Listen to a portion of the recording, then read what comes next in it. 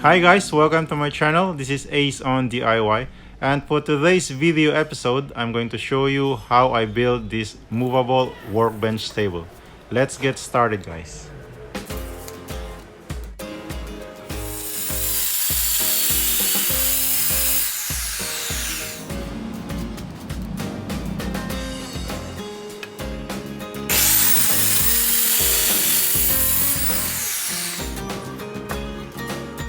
Okay guys, so maglalagay tayo ng pocket holes. Ito yung mga kahoy sa gitna.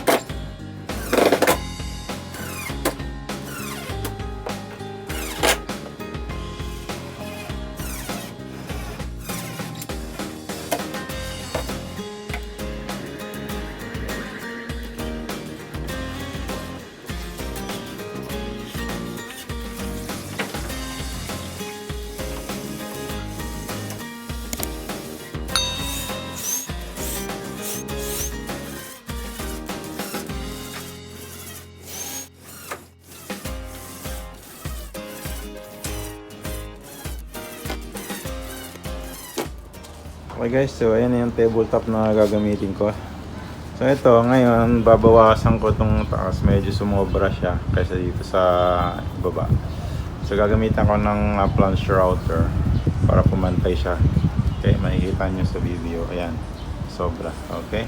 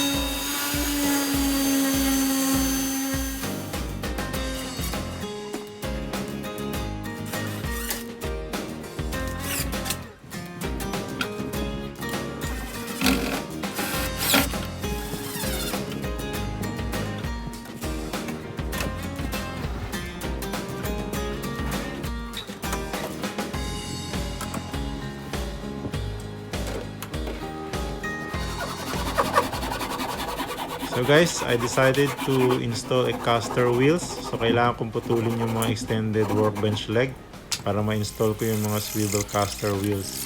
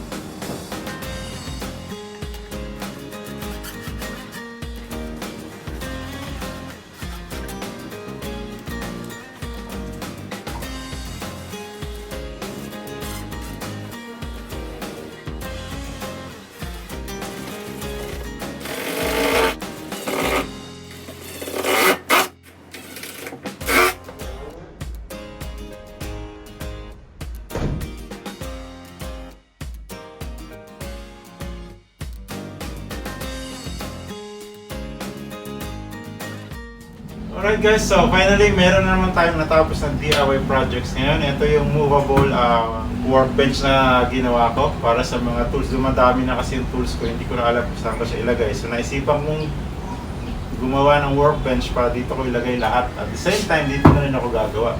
So ito, nilagyan ko siya ng mga drawers, yung mga pintura ko dito ko nilalagay at yung ibang mga tools, yung mga hand tools. Tapos yung mga power tools ko naman, kaya nilagyan ko siya ng parang cabinet dito para dito ko ilagay lahat ng power tools ko. Tapos nilagyan ko rin siya ng lock para kung sakaling wala ako dito, pwede ko siya i-lock. Ayan. Saka ito, para hindi masayang yung sa taas, nilagyan ko rin siya ng storage dito. Ayan, yung ibang tools ko nandito lang. Yung iba katulad ng mga clamps. Kaya pwede ko siyang paglalagay ng ibang tools. Kaya hindi nakafix yung ating tabletop. Tapos itong mga sides naman, ginawa ko ganito para dito ko ilagay yung mga katulad ng mga wood glue, paint spray, yan. So ilalim naman guys, nilagyan ko ng mga wheels para maging movable yung ating workbench. So sana nagustuhan yung design na ginawa ko guys at sana may nakuha kayong magandang idea dito. Kung meron kayong mga suggestions, any comments, questions, pakilagay na lang po sa comment section. At huwag po natin kalimutan mag-subscribe at pakiclick na rin yung notification bell para ma-notify kayo sa susunod natin gagawing DIY projects guys. Okay? So yun lang po, maraming salamat muli sa panonood and see you in my next vlog guys.